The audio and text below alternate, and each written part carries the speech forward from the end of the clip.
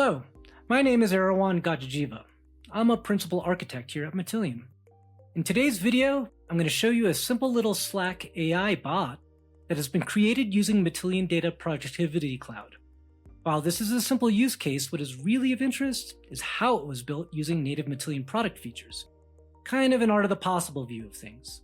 I'm going to keep this video concise and hit on some high-level points, but I'll also complement this with a series of blog articles, which will go into much greater detail around how to use different Matillion features and pipeline design patterns you can apply to many different use cases and scenarios. First, let's have a look at the Slack AI bot that I'm talking about. Meet Matty Helper. Matty Helper is a Slack channel that is being monitored by a Data Productivity Cloud pipeline. That pipeline passes off any queries posted to the channel to OpenAI and returns back a GenAI-based response as a threaded reply. Here, let's see Matty Helper in action.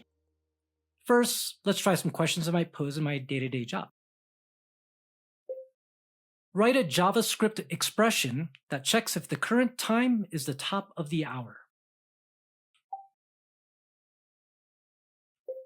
Show me how to create a Snowflake role that can select from any table in a database. Or about something outside of work. What are some popular day hikes near Denver, Colorado?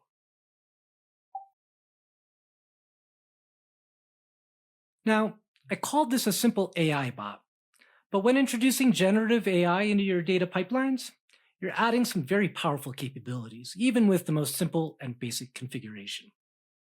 Let's take a look at some of these responses that I've now got back. So my JavaScript expression that is the current the top of the hour. And so this code creates a new date holding the current date and time and checks get minutes and sees if it is 0, saying it's the top of the hour. Perfect. How about creating a Snowflake database role? So my text-to-speech kind of got it wrong, but AI was smart enough to know what I was trying to do. So here's my role, grant usage, grant select. Yeah, this looks great.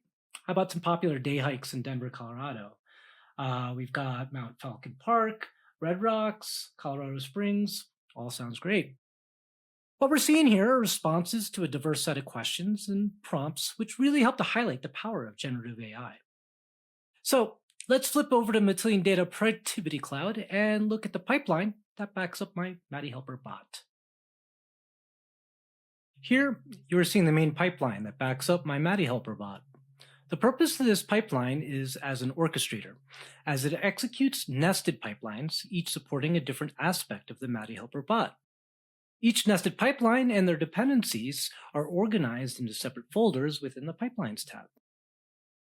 In my first nested pipeline, I've got a pipeline that can set up the primary Snowflake table that will be used to track queries through their lifecycle, from initially capturing the query to submitting to OpenAI and finally sending a response back.